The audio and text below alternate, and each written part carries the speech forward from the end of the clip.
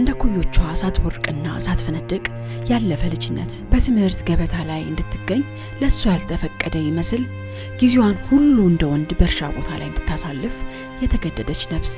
የዚች አንድ ፍሬ ሕፃን ልጅ ስቃይ በዚህም አላበቃም። ባህልና ወግ ነው በሚል የቤተሰብ ጫና ባልጠነከረም ገላዋ ለሚስትነትም ታጭታለች። ሆኖም በልጅነቷ ልቧ ከተማ ገብቶ የመኖር ህልሟ የመጣችበት ከባድ መንገድ ተስፋ ያላስቆረጣት እስከ ጥግት ድረስ ታግላ ህልሟን ለመኖር የምትታትር ወጣት ታሪክ ነው ይህ።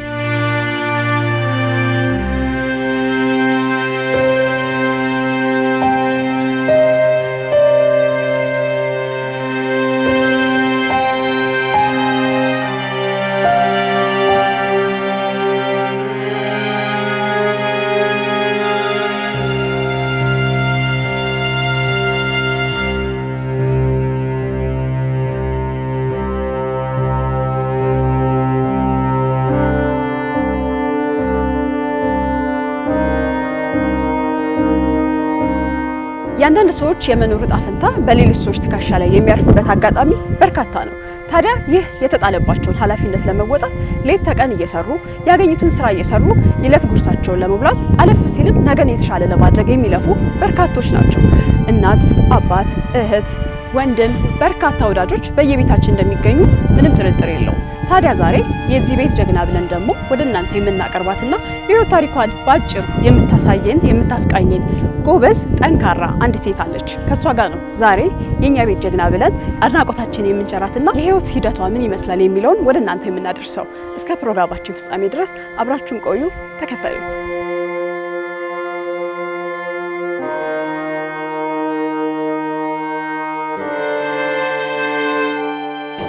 ሰላም ኒቷሽ ሰላም ነሽ?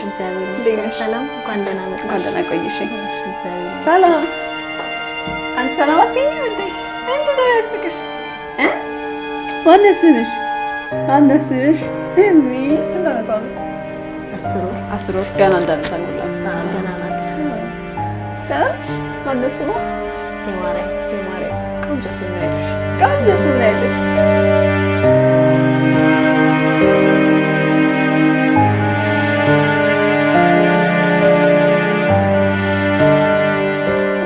ጋር እንተዋወቃለን። ለተመልካቾች ግን ራስሽን አስተዋውቂልኝ በቅድሚያ። እሺ፣ እኔ ቤዛ ጣሳው እባላለሁ። ቤዛ ጣሳው፣ እንግዲህ ውልደት እድገትሽ የት ነው? ሀገሬ ምንጃር፣ ሰሜን ሸዋ ምንጃር። እዛ ሀገር ተወልደሽ ያደግሽው እዛ ነው? እዛ ነው ተወልጄ ያደግኩት። ወደ አዲስ አበባ ከመጣሽ ምን ያህል ጊዜ ሆነሽ? አዲስ አበባ 6 ዓመት ነው እንደዛ። ስለዚህ በቅርብ ጊዜ ነው ማለት ነው። ብዙ አልቆየሽም ወደ አዲስ አበባ ከመጣሽ? 6 ዓመት። ቀጥታ ከምንጃር ነው ወደ አዲስ አበባ የመጣሽ? ቀጥታ ነው። ታዲያ እድገትሽ ምን ይመስላል? እስቲ በትንሽ አስታውሽን። እድገቴ ያው ገጠር ነበረ። ገበሬ ልጅ ነኝና እኔ ነኝ የመጀመሪያ ልጅ ለቤተሰብ። የዱር ስራ ከፋዘር ጋር የምሰራው የነበረው እኔ ነበርኩኝ ማግዘው እና የቤት ስራ ብዙ አላቅም። የሴት ስራ ደጅ ነበረ። በቃ የግብርና ስራ፣ የጉልበት ስራ። አባቴ በጣም ኃይለኛም ነው ጎበዝም ነውና እኔ ማለት እንድጠነክር ያደረገኝ እዚህ እንድደርስ ያደረገኝ አባቴ ጥንካሬ። በዛ መንገድ ማለፍሽ አሁን አጠንክሮኛል። በዛም አንዳንዴ አዝን ነበረ በሰዓቱ። ለምን እንደዚህ አልነበረ በእውነት ግን አሁን ላይ ማመስገን ጀምሬያለሁ እንጂ በቃ የኔ አባት እኮ በጉዳት ነው ያሳደገኝ ብዬ ነበር ማዝኔ ነበረው። ግን አሁን ላይ ማመስገን ጀምሬያለሁ በእውነት። እየወጣሽ አብረሽ ስራ ትሰሪ በነበረበት ጊዜ ሰማሽ የነበረውን ነገር በጣም ይሰማኝ ነበር። በጣም ሰፈር ላይ ደግሞ ጓደኞቼ ሲያድጉ እንደዛ አልነበረም። በጥሩ በእንክብካቤ እንደ ሴት ልጅ ሆኖ ነው ያደጉት። እኔ ግን እንደ ወንድ ተጎድቼ ነው ያደጉት። እውነት ማንም እንትን ይላልና የሰፈር ሰው ራሱ በዛ ሰዓት በጣም ይሰማኝ ነበር። እንደ ክፌት ሁላ ነበር ማውራው። ያው ምን ታረጋለሽ አብረሽ እየኖርሽና ግን አሁን ላይ በጣም አመሰግናለሁ እንድጠነክር ያደረገኝ እሱ በቃ ራሴን ችዬ እንድኖር ያደረገኝ እሱ ነው ብዬ ነው ማምነው። አባቴ ማለት ነው አስተዋጽኦ አድርጎልሻል ለይሽ በጣም ነው በሰዓቱ ቢሰማሽ የምትጎጂም ዋጋ አለ። እውነት አሁን ላይ እንደጠቀመኝ ገብቶኛል።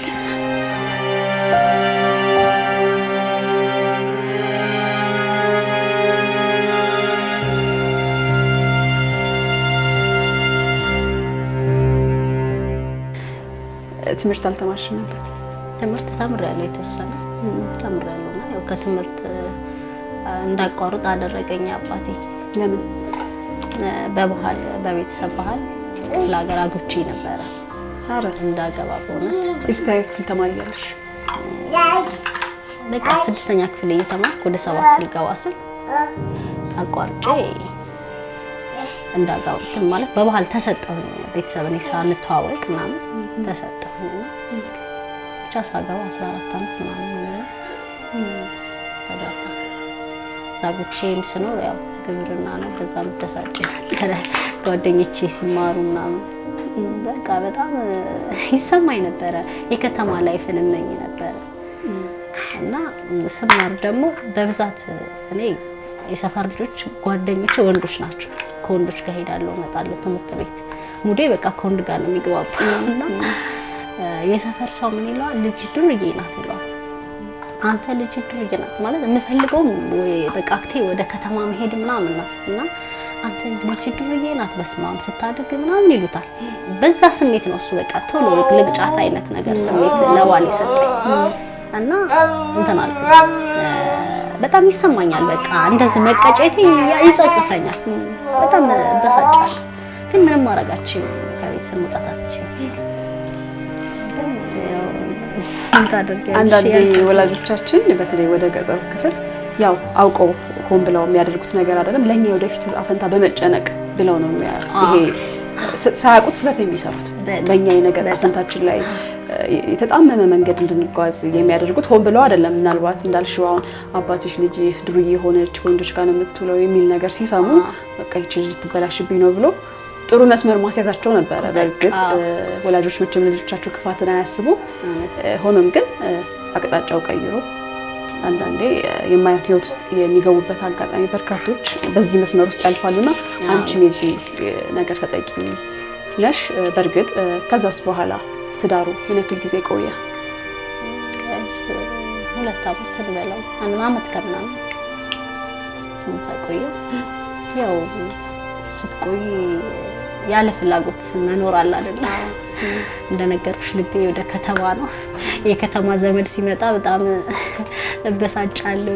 በቃ ለምን አይነት ነገር እዚህ ቦታ ላይ ማልደርስበት ኬዝ ምንድነው እኔ የሚለው ነገር ነበር። ግን በቃ እንደምፈልገው ማለት እኔ ተመስገን ነው የምለው። ምክንያቱም ጥሩ በቃ ተመስገን ብዬ ነው ማለት ወጣሁ። እዚህ ዘመድ ነበር፣ አክስቴ ነበረች። ትዳር ላይ ሆኜ ገና ሳልወጣ መምጣት ፈልጋለሁ ከተማ እባክሽ ተቀበይኝ እላት ነበረ። እንደዛ ስላት አትፈልግም ታይ ትዳርሽን ያዥማ ምትለኝ ነበረ። ከዛ የሆነ ሰዓት ላይ ወጣሁና በቃ መጣሁ ከተማ። ስመጣ የሆነ ደስተኛው ነሽ ታስቢው ነገር አለ አይደል? ብቻ ተመስገን ነው የምለው። ምክንያቱም ከኔ ጋር የነበሩ እንደኔም ደግሞ እዛው በቤተሰብ ታድረ የነበሩት ጥሩ የሆነም አለ ያልሆነም ስላለ እነኛ ሰው እኔ ጥሩ ነው ተሻለ ነው ብዬ አምናለሁ። እንኳን ወጣሁ ብዬ በጣም ነው የማመሰግነው። እንኳን ወጣሁ ብዬ አመሰግናለሁ።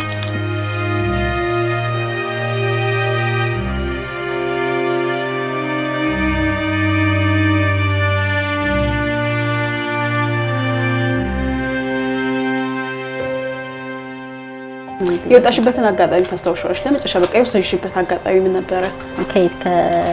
ከዛ ከሀገሩ ላይ እና ከባለቤትሽ ጋር በምን መልኩ ተለያያችሁ? ሽማግሌ ነበረ ተሰብስበው ለምንድን ነው ምናምን ይሉ ነበረ። ያው እሱም የልጅነት ባሌ ስለነበረ መፋታት አይፈልግም ነበር።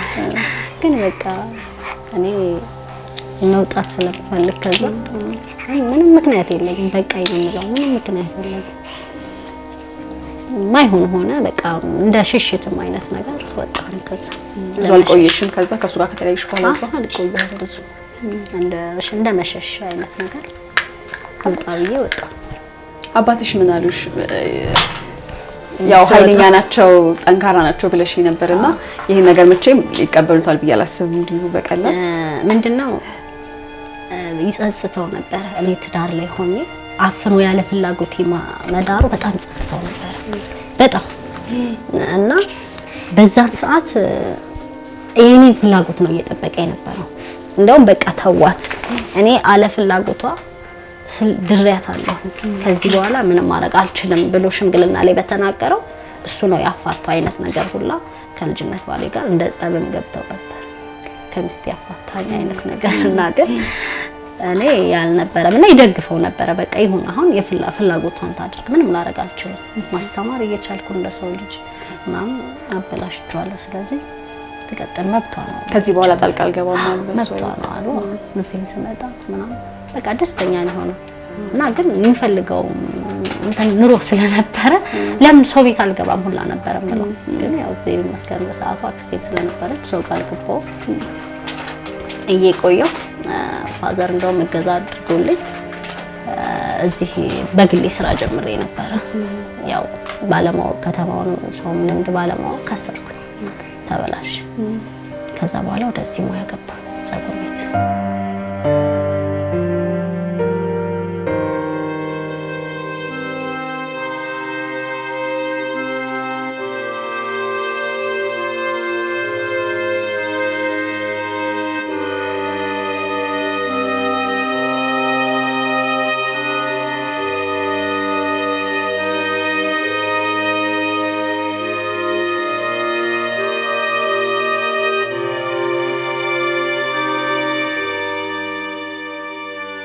እንግዲህ እንደነገርሽኝ ከልጅነትሽ ጀምሮ ከተማ የመኖር ፍላጎት ህልም ነበረሽ።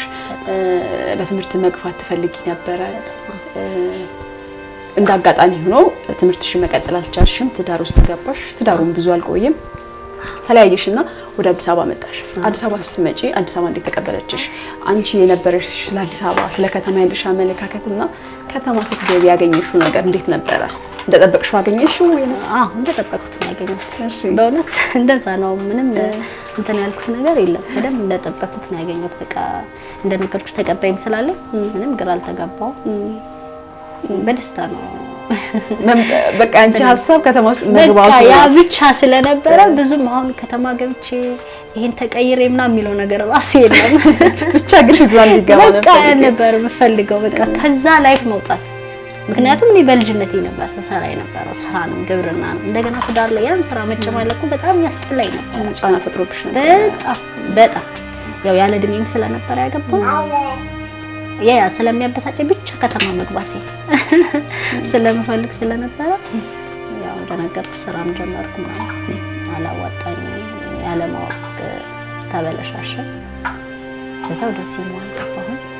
ያቆረጥሽውን ትምህርት ለመቀጠል አጋጣሚውን አላገኘሽም ወይስ አልፈለግሽም? ሞክሬ ነበር። እዚህ የርቀት ጀምሬ ነበር። ፀጉር ቤቱን ሰልጥኜ ከጨረስኩ በኋላ ስራ እንደጀመርኩ ሞክሬ ነበር ግን አልተሳካም። ብቻ አቃተኝ። ከስራው ጋር ሊድልሻለ አልሄዳለ ከስራው ጋር ማልሄድም አለ። እኛስ ከማታም ስለምናመሽ ከስራው ጋር ማልሄድም አለ። አይምሮሽ የሆነ አይመጣም የሆነ የረሳሽው ነገር አንዳንዴ ትንሽ አመታት 3-4 አመት ስላቋረጥኩት አልመጣም አለ።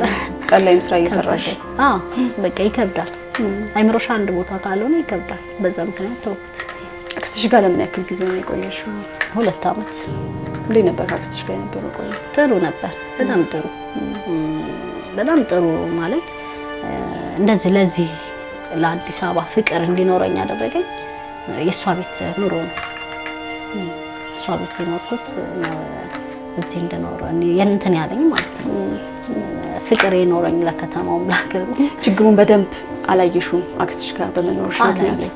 አላየሁትም። ከዛ እሷ ደግሞ ያው ተመልሳ ክፍለ ሀገር ገባች ምንጃር። ኦኬ ኑሮዋን እዛ አደረገች። ያው እድሜ ሄዷል ምናምን ከዚህ በኋላ ከዘመድ ጋር ለሆነ አይነት ነገር ዘመድ ባለበት ይሁን ምናምን ብላ ሄደች። እዚህ አንድ ልጅ ነበራት እሱም ውጭ ሄደ። በቃ ከዘመድ ጋር ለሆነ በማለት ሄደች።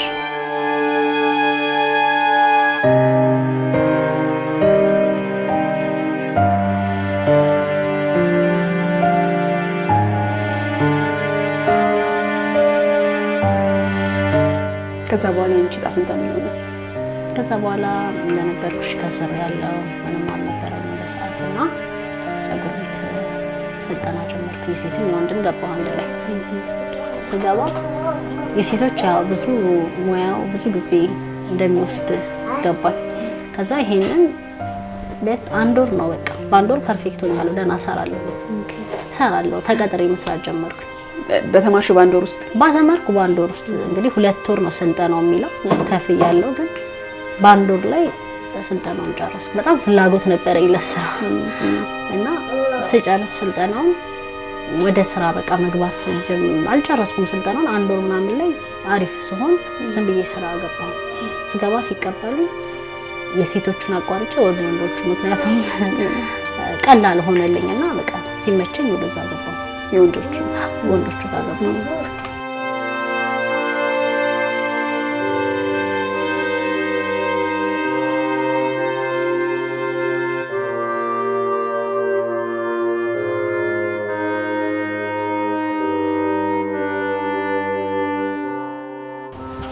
እንደዚህ አይነት ሙያ ሰራለሁ ብለሽ አስበሽ ታውቂ ነበር ድሮ?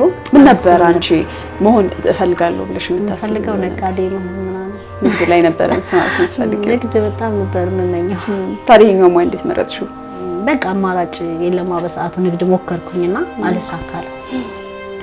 ስለዚህ ሙያ የሆነ ነገር ገባሽ የማይከስርሽ ነገር በሚለው ጀመርኩኝ ይሄንን እንጂ እንትን ነበር ፈልገው ነጋዴ ሆነ ነበር ፈልገው። ቀደም ሲል ንግድ ጀምረሽ እንደከሰርሽ ገልጽሽልኛል። ምን ነበር ምሳሌ የነበረው? አትክልት ቤትና እንጀራ ቤት ነበረ የራስሽ ነበር። ያው አትክልት ቤቱን ፒያሳ በነበረ ሰዓት ነበረና ሌሊት 9 ሰዓት እየተነሳው ነበረ ሞጤ ነበር እና በቃ ለሴት ልጅ ደግሞ ይከብዳል። ሌሊት ላይ ዱርዬ ይኖራል ምናምን የተወሰነ ጊዜ ታገልኩኝ። እሱም ሆኖ ደግሞ ምንድነው መውቀት ይፈልጋል። በቃ የሆነ ነገር ላይ መልመድ አለብን። ስራ ቅድሚያ ካላየን አይሆንም። ምንም ሳላይ ነው ብቻ ዝም ብዬ የገባሁት ጀመርኩት። አላዋጣኝም ተውኩት። እንጀራ ቤቱም እንደዛው ግቢ ተከራይቼ ምናምን ነበረ፣ ሰራተኛም ነበረኝ። እንደዛ ነበር የምሰራው። እሱም እንደዛው እንደው ብዙዎቹ እንደድል ሆኖ እንጀራ ቤት እኮ አያከስርም ይሉኛል። አዎ ተለምዷል። በነገራችን እንደዛ ነው የሚባለው። እንጀራ የሚነግር ሰው አያከስርም ይባላል። በጣም ያከስራል። በእውነት በጣም ነው የሚያከስረው። ለሰው ልጅ ትልቁ ነገር ተስፋና ጥንካሬው። አዎ እውነት ነው። ሰው ካሰበም ከተመኘም እውነት አምላክ ከሚባለው በላይ ያደርጋል። ከምንጠብቀው በላይ ያደርጋል ፈጣሪ። እኔ ፈጣሪ በጣም ነው የማመሰግነው በእውነት፣ ምክንያቱም ከምንጠብቀው በላይ አድርጎልኛል። ስንት አለ ብዬ ነው ማምነው። ማለት አሁን እዚህ የሆነ ነገር ሲፈጠር እንኳን ራሴን ችዬ መቋቋሜ በጣም አመሰግናለሁ አምላክን። እና ይሄን ደግሞ ያደረገልኝ መድኃኒዓለም ነው። በሱ ገዛ ነው፣ በፈጣሪ ገዛ።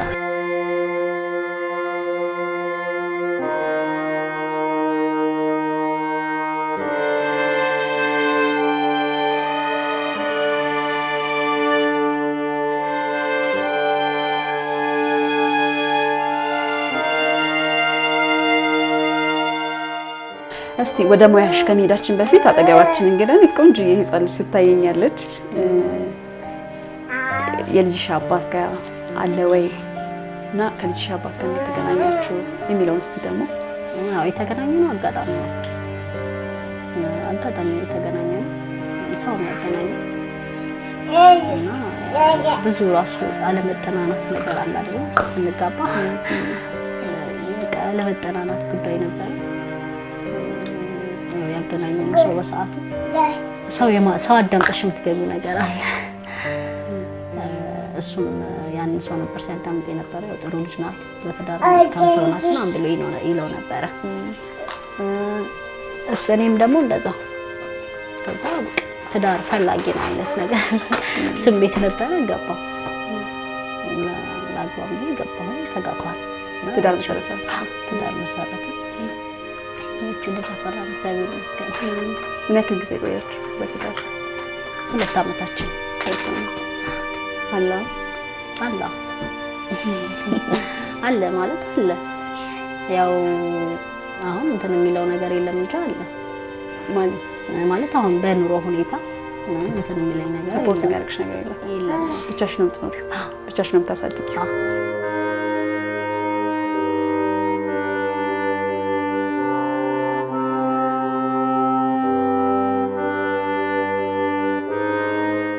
እንግዲህ ጥንካሬሽን ነው የተመለከትኩት በንግግሮችሽ። ምናልባትም በልጅነትሽ የገበሬ ልጅ መሆንሽ ለዚህ ጠንካራ ሀሳብ ጥሩ ተስፈኛ እንድትሆኚ ይረድቶሻል ብዬ አስባለሁ። አንዳንዴ የምንመጣበት መንገድ የባሰ ያጠነክረናል። ቀደም ሲል እንዳወራሽልኝ ያኔ በልጅነቴ ከኩዮቼ እኩል አለመጫወቴ እኩል እንደነሱ በቃ ሙልቅቅ ብዬ አለማደግ ያሳዝነኝ ነበር፣ ያስከፋኝ ነበር በእለቱ በጊዜው ብለሻል። ይሄ ሁሉም ሰው የሚያስበው ነገር ነው። ግን አንዳንዴ የምትመጪበት መንገድ የሆነ ጊዜ አንቺም እንዳልሽው አሁን ላይ እንኳን በዛ መንገድ መጣው እንኳን አባቴ ጋር እንደዛ ወጥቼ ሰራው ያልሽበት አጋጣሚ የምታመሰግኝበት አጋጣሚ ያለና ያጠነክሩሻል። ችግሮች ያጠነክራሉ፣ መውደቅ ያጠነክራል አይደል? አንቺንም ያ ነገር ነው ይረዳሽ ብዬ አስባለሁ። እንደዚህ ልበ ሙሉ ያደረገሽ በጣም ያው ወሳኝ ሰው ደፋር። አሁን አንዳንዴ ከወንድ ጋር መዋል ምናምን ጥሩ ያደርጋል። እውነት እናቴ በተፈጥሯ ምንድናት ፈሪ ናት የሚገርምሽ። እና አንድ ታናሽ ወንድም ያለ እናቴ እናት ጋር ነው ያደገው። አሁን እሱ በባህሪ የሴት ባህሪ የሆነ የመፍራት ባህሪ አይነት አለ አይደል? እንደዛ አይነት ነገር ነው ብዙም ጎልቶ እና ምንድነው የነፋዘር ቤተሰብ ፋዘርም በራሱ ወሳኝ ሰው የሆነ ፈሪ ማለት ደፋር ሰው ምናምን አለ አይደል? እንደዛ አይነት እና ምንድነው የያዝኩትም አክት የወንድ አክት ነው። በቃ የወንድ ሙድ አለ አይደል? ያለ መፍራት ምንም ነገር ቢመጣብሽ የመጋፈጥ ነገር አይነት ይሄ ነገር ሲመጣ እኔ ስወስን ምንም አይሆንም ብዬ ነው ወስኜ የገባው። እንደዚህ አይነት እንትን ላይ የገባው ተባሽ መኖር ላይ ግን በዛ መካከል ፈጣሪ ደግሞ ረዳኝ፣ አላሳፈረኝም አምላክ እና ተመስገን ነው ማለት ነው። ስለታገለበት አላማ ሲሰራ ሲኖር ውጤቱን ማግኘቱ አይቀር ፈጣሪ እንደዛ ይረዳልና ትክክል የልፋቷ ጋር ይቆጥራል ብዬ አምናለሁ። በዛ አመሰግናለሁ።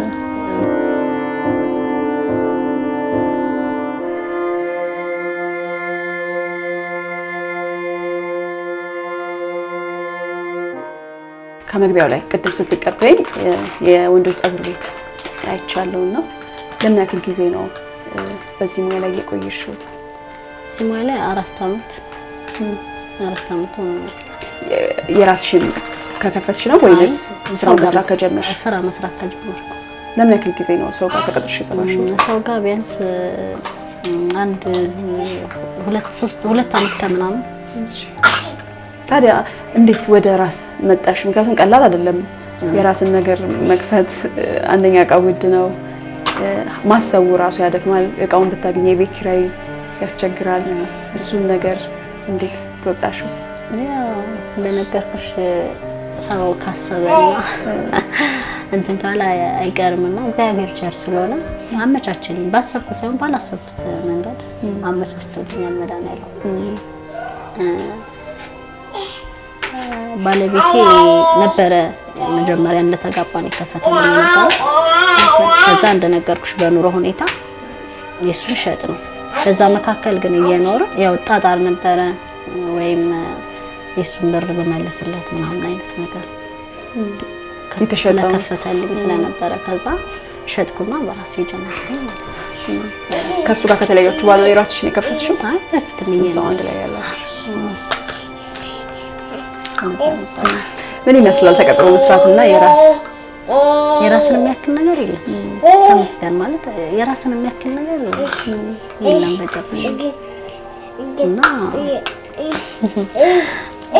ተቀጥሮ መስራትም ጥሩ ነው፣ ግን የራስን የመሰለ ነገር የለም። ተመስገን ነው። ጀምሪው እንግዲህ ደንበኛ ገባል። አዲስ ጸጉር ቤት ነው የምትጀምሪው። ቻሌንጅ አልነበረሽም ነበር? አሁን ለምሳሌ በፊት የምሰራበት እዚህ ቤት ሳልገባ በፊት የምሰራበት ሰፈር ብዙ ከስተመር ነበር። በጣም መልካም ከስተመሮች ብዙ ከስተመሮች ነበሩ።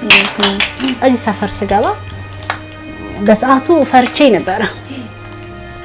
እንደምታዩት አካባቢ ጭር ያለ ነው፣ መኖሪያ ነው እና በጣም ፈርቼ ነበር እንዴት ይሆናል ብዬ።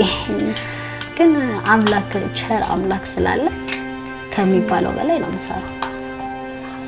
ከጠበኩት በላይ እሰራለሁ። በቃ ማለት እንደፈራሁት አይደለም። የሆነ ነገር ላይ በቃ ማቆም ነው የመሰለኝ። ቀጥላለሁ ብዬ አልጠበቅኩም። እና እንዳይሻቸው ቅድም የተሰራው ልጅ እነሱ አሁን ጓደኞቹ ብዙዎቹ እሱም አሁን በወሬ በሰው ነው የመጣውና ሰው በሰው ይመጣልና ተመስገን ነው የምለው። እየሰራው ነው እግዚአብሔር ይመስገን ጥሩ ነው በቃ ብያምናለሁ። ማለት በሰዓቱ ሳያው ግን ቆማለሁ በቃ ብዬ ነው የደነገጥኩት የነበረው በድፍረትም ስለገባው ስለነበረ። ግን አሁን ተመስገን ከምጠብቀው በላይ ነው። ጥሩ እየሰራሽ ነው።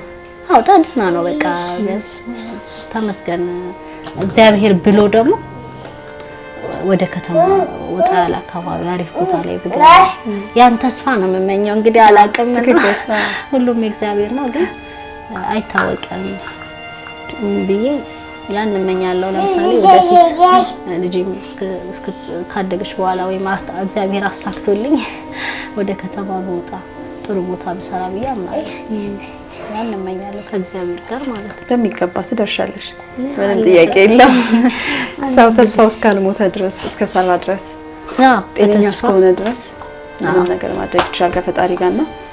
ላንቺም ይሄ ማሳያ ነው። እንግዲህ ከታች ተነስተሽ ከገጠር ተነስተሽ ልብሽ ትልቅ ስለነበረ ያው ምንም እንኳን ከባድ ህይወት መንገዶችንም ብትመጪ ሁኔታዎች ችግሮች ማለት የምታስቢው ከዚህ በላይ ሊሆን ይችላል ግን በመንገድ ላይ ይርሽ ነው እስካሁን ድረስ አልቆምሽምና እሱን በራሱ ጀግና ያስብልሻል። በጣም ደስ የሚለው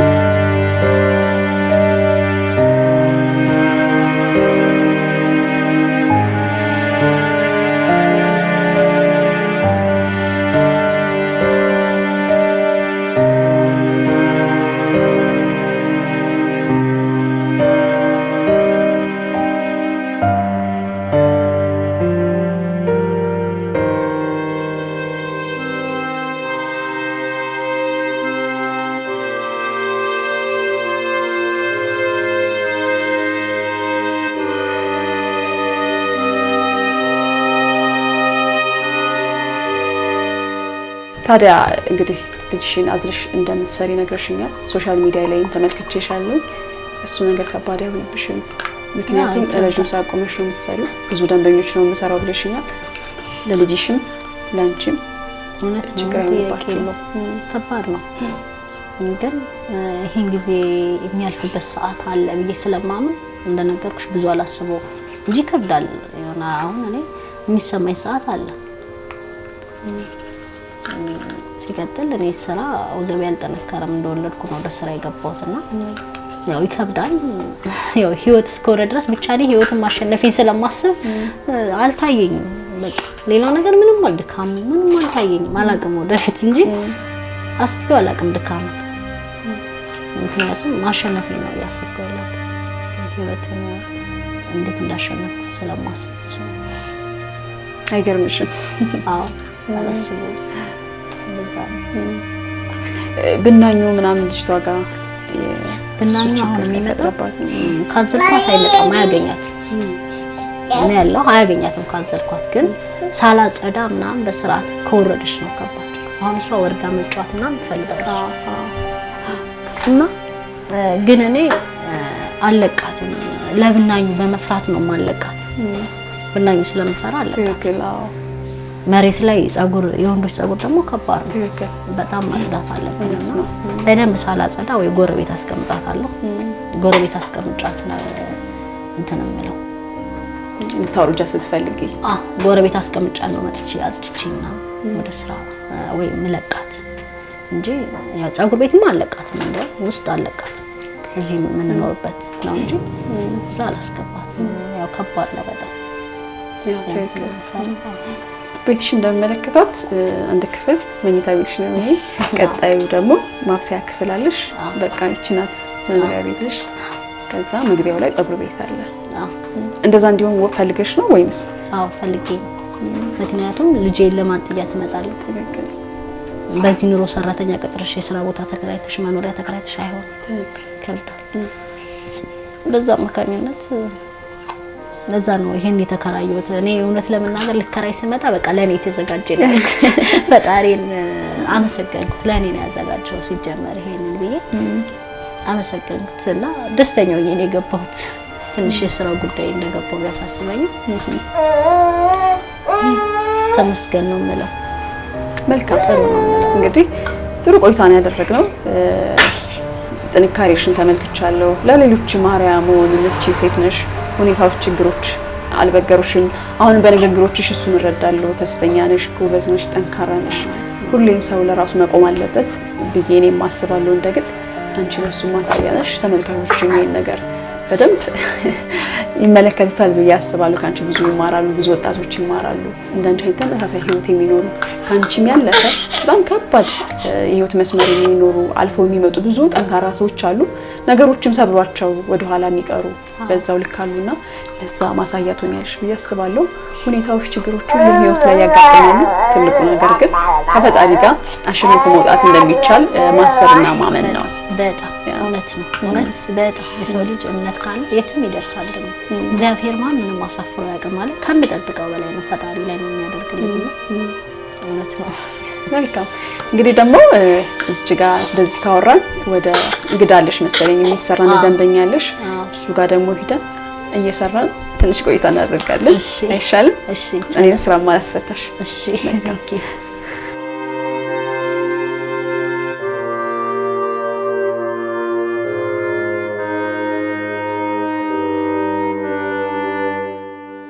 ካሳመምኩ ንገረኝ። ትክክል። ዛሬ ፀጉር ባለሙያ ነው። ከወንድና ከሴት የፀጉር ባለሙያ የትኛው ይከብዳል? ከባዱ የሴት ይከብዳል አይደል? አሁን እትሽን የሴት ቀላል የወንድ በስንት ጣሙ አይደል? ይሄም አንዴ እስክትገቢ ይከብዳል። እሱ በራሱማ ቻሌንጅ አለው። እንደው ያው ስታነጻጽሪው ግን የሴት ትንሽ በጣም እኔ ማለት ልጠይቅህ አንተ ወንዶች ለፍቅረኞቻቸው ከሚታመኑት በላይ ለፀጉር ቆራጫቸው ይታመናል ይባላል። ምንድን ነው? ኧረ እንደዚህ አንቺስ ለምንድን ነው? እውነት ነው።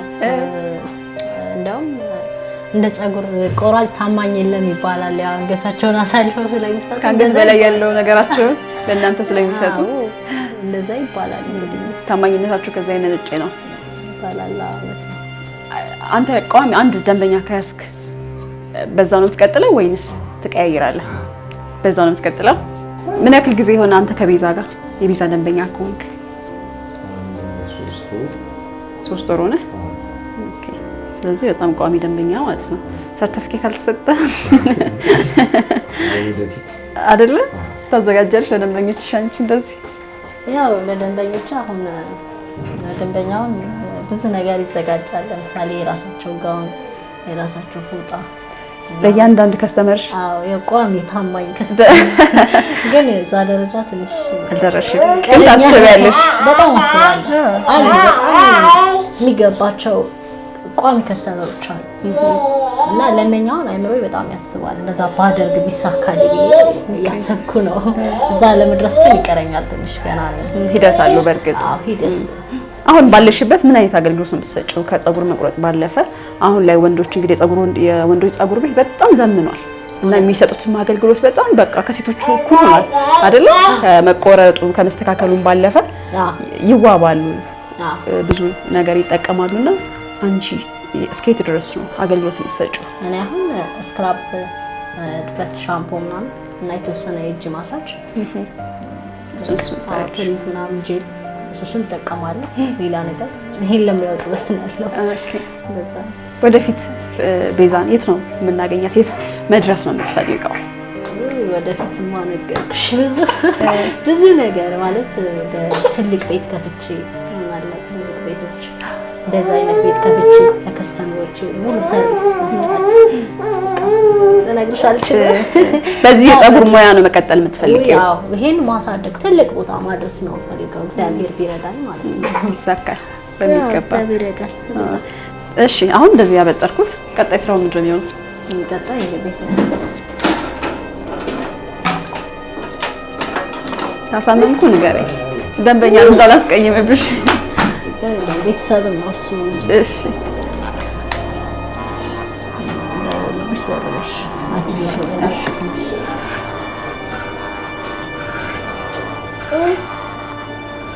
እሺ እንዴት ነው? ወይኔ ነዝራት እስማው ጌታዬ ከስራ አልገባማ ብትገቢም ችግር የለውም። ትልቅ ቁጥር ስላደረኩ አትነቂም ወደ ላይ ትይጂ። እኔ ሰራሁን ደግመሽ ምጭ። እሺ ባንድ እጅሽ ማለት ስማ መያዝ አለብኝ። እሺ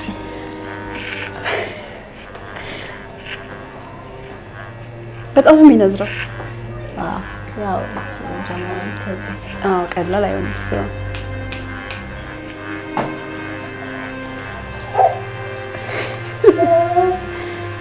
ጎበዝ ነሽ ለሞራሌ በእውነት ጎበዝ ነሽ። ስማ አይዞሽ አይዞሽ ፀጉሩን እየነካሁት አይደለም እኮ ወይዘ ፈርቼ ከዚህ በላይ በቃኝ። በጣም የሚነዝረው ይነዝራል።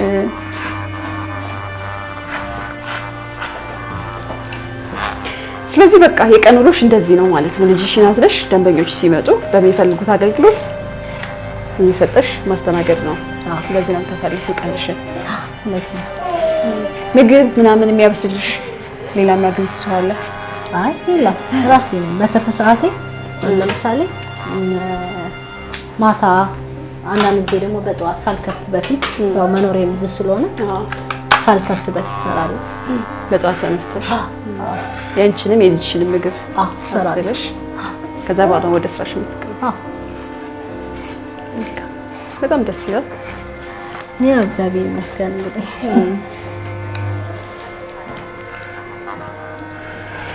ታዲያ ለተመልካቾች ማስተላለፍ የምትፈልጊው መልእክት ለወጣቶች ምን ማለት ትፈልጊያለሽ?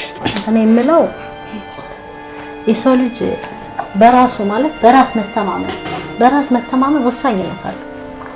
በቃ በራስ መተማመን አደርጋለሁ ይሆንልኛል ብሎ ማሰብ ራሱ ወሳኝነት ነገር አለውና ድፍረት፣ በራስ መተማመን እና በራስ መቆም በቃ አሁን ይሄ የሆነ ነገር ለምሳሌ ትዳር ላይ ሆኖ የወንድን እጅ አለመጠበቅ፣ የወንድን እጅ አለማየት፣ በራስ ስትኖሪ ሁሉም ነገር ይሆናል። ህይወትሽም እንትን እያለ ይሄዳል፣ እየጨመረ እየቀጠለ እየተስተካከለ ይሄዳልና ምለው እኔ ምንጊዜም የምመክረው ሴት ልጅ ዝቅ ብላ በጣም እንትን ብላ እንዳትኖር። ለምን ምን አይሆንም እውነት ማለት አሁን እኔ አላቅም እንጂ የራሴን ስራ ወደዋለሁ። ራሴ ልክ ነኝ። ዝቅ አላደረኩት ዝቅ ብል ማለት አሁን ስራው ሊያደርገኝ ይችላል፣ ግን እኔ የማይሆን ቦታ አልተገኘውም ብዬ ነው ማምነው። እየሰራው ነው። አሁን ልጅ ማዘሌ ፕሮቶኮል ምናምን የሚያስብ ሰው ሊኖር ይችላል። ያኔ አይመለከተኝም፣ ምክንያቱም የራሴ መጠንቀቅ ያለብኝ ልጠነቀቅ ይችላል። ያንን ግን አስቤው አላውቅም። መስራቴ ነው የሚያስደስተኝ፣ ችዬ መኖር ስለሚያስደስተኝ ራስን ችሎ እንደመኖር የሚያስደስት ነገር የለም። ወሳኝ ሆኖ ትዳር ላይም ቢሆን ሴት ልጅ ወሳኝ መሆን አለባት። የራሷን የሆነ ነገር ሊኖራት ጠንካራ ልትሆን ይገባል ብዬ አምናለሁ። መልካም እንግዲህ አንቺም ለዛ ማሳያ ነሽ። በተወሰነ መልኩ የህይወት ውጣ ውረድሽን አካፍለሽናል። ጥሩ ምሳሌ መሆን የምትችይ ሴት ነሽ። ነገም የተሻለ እንዳልሽው ይሄን ፀጉር ቤት አሳድገሽ ትልቅ ዘመናዊ ፀጉር ቤት ከፍተሽ እንደምናገኝሽና እኛ መተን እንጎበኛለን ብለን እናምናለን። እሺ ለሰጠሽን ጊዜ እናመሰግናለን። ልጅሽን ፈጣሪ ያሳድግልሽ። አሜን። እንግዲህ ተመልካቾቼ የዚህ ቤት ጀግና ብዬ ከቤዛ ጋር የህይወት ውጣ ውረዷን በተወሰነ መልኩ አካፍላን አሁን ላይ ያለችበት የመጣችበትን የህይወት ስንክሳሯን አጫውታን ለችግሮች ላጋጠሟት ተግዳሮቶች እጅ ሳትሰጥ አሁን ላይ ያለችበት ደረጃ ላይ ደርሳለች። ከራሷ አልፋ ልጇን እያሳደገች ለነገም የተሻለ ነገር ለመፍጠር ጥረት የምታደርግ ጎበዝ ጠንካራ ሴት ጋር ነው ቆይታ ያደረኩት። እንግዲህ የተመለከታችሁት የሰማችሁት ታሪክ ለእናንተም ወይም በዙሪያችሁ ላሉ ሰዎች መማሪያ ይሆናል፣ ምክንያት ትሆናለች ብዬ አስባለሁና እንግዲህ በተመለከታችሁት ነገር ጥሩ ነገር እንደተገነዘባችሁ ተስፋ አደርጋለሁ። የዚህ ሳምንት የዚህ ቤት ጀግና ፕሮግራሜ ይሄን ይመስል ነበረ። አብሬያችሁ ቆይታ ያደረኩት እኔ ሰናይት ንጉሴ ነኝ። ሳምንት በሌላ እንግዳ እንገናኛለን። እስከ ሳምንት ቸር ቆዩ። ቻው።